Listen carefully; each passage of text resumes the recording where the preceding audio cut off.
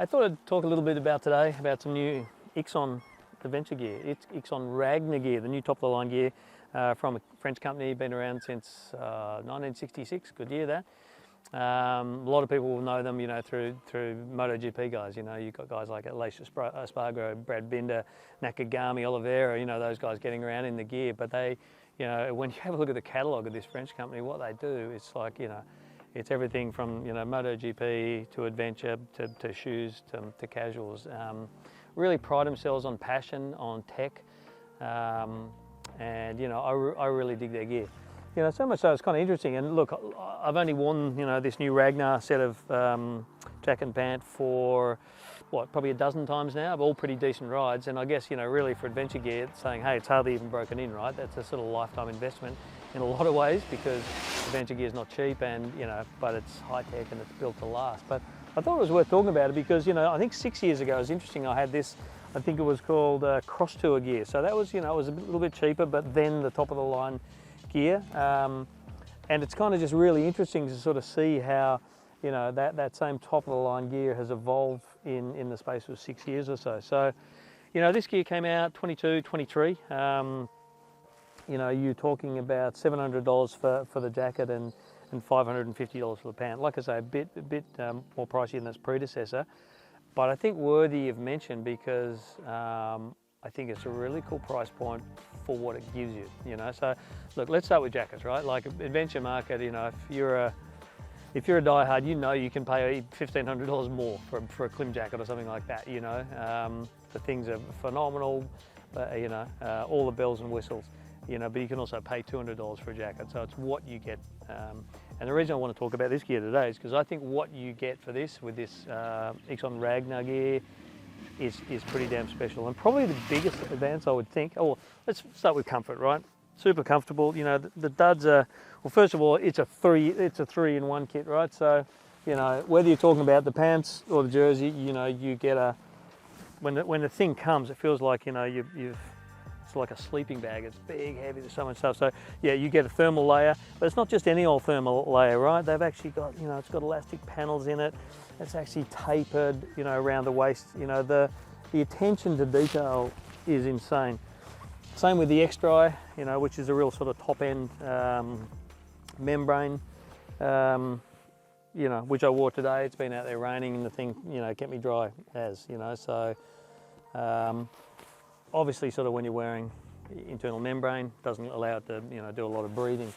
So, and then you have exactly the same. So I've actually got the membrane in the pant at the moment just to keep myself. Went through a bunch of creeks, and I'm bone dry. That was great. And it's also got the that thermal, like a quilted liner, if you will, as well. So realistically, that 3-in-1, nobody's riding in those Arctic, or if they are in Australia, it's seldom. And if you are, chances are you're coming down and you suddenly find yourself in a hotter climate. So the challenge in Australia, more times than not, is to actually have adventure gear that gives you the protection. It's got all fantastic protection everywhere. But when you go into some tight stuff, or it's hot, or when you're wrestling the bike around, you quite often are with big bikes, it's got to have ventilation. So without going into too much detail, I mean, you just have a quick look at the duds. You have that much ventilation. It's just absolutely crazy. Same on the jacket. So you got boom, boom, boom. I think you got two on the back. And that makes a huge difference. And I would say that probably one of the most interesting things, and the best bit of ventilation on this whole thing is like, okay, normally you just do the zipper up like this, right? Okay, normal, but instead of getting little patches of ventilation through these things, it's got this ingenious whole column of venting here. So easy, you just do it up there.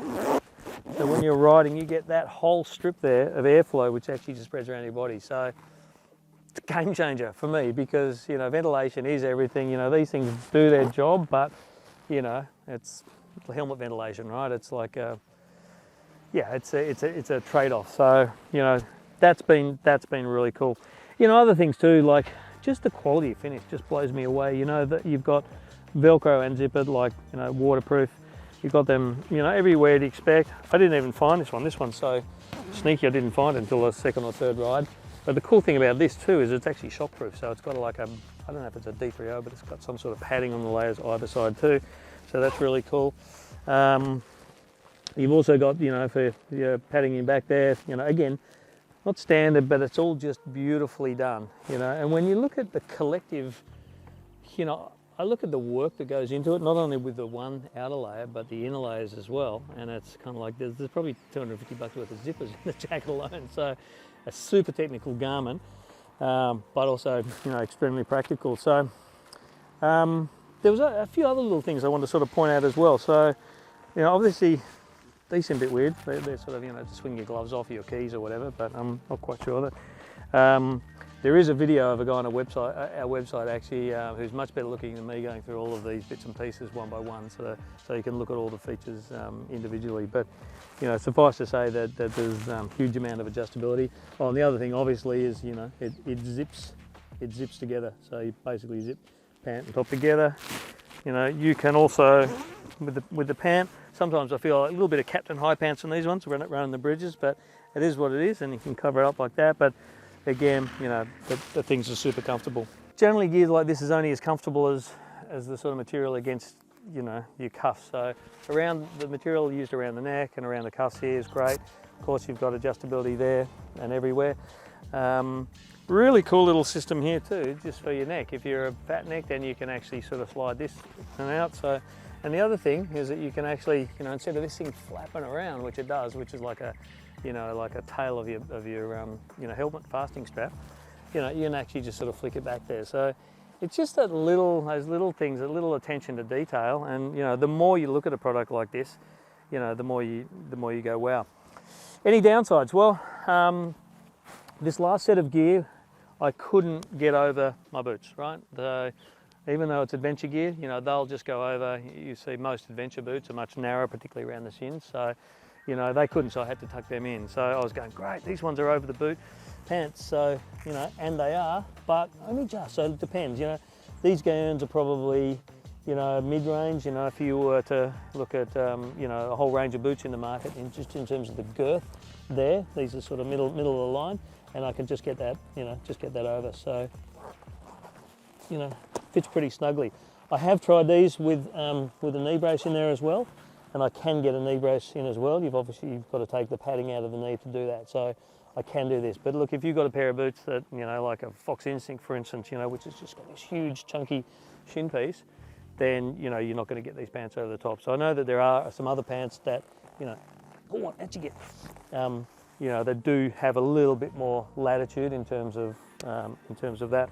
And again, just coming back to my initial comment about, you know, getting what you pay for and paying for what you get, I think when I look out there at the other comparable jackets and pants in the market, let's just say for a jacket for starters, so something with comparable features and tech, you know, compared to this $700 jacket, you're talking about sort of an Alpine Stars or Dainese in there, sort of 900 up. So as we said, you can go a whole lot higher again. Probably the similar thing, you know, applies with the pant. So, and I think that's fairly consistent with what Ixon does as a company. You know, they're a huge company, they're family owned, they're not beholden to, you know, the shareholders or a board. So, you know, they're typically priced pretty keenly, you know, under what their competitors are, and they obviously keep a pretty keen eye on what the opposition is for comparable products. So, you know, I'm looking forward to using this gear for a long time. I'm a real stickler for, you know, the zippers being good. I've had so many products where a zip has destroyed an otherwise fantastic product. So, you know, great to see that those guys have invested, you know, in the money in those things. So look, these things it's comfortable, it's tech, it's practical. You know, we've been riding in some of the most horrendous rain over the last couple of days, and you know, I'm dry as a whistle, and you know, the things are bloody good. So looking forward to living a lifetime with these things.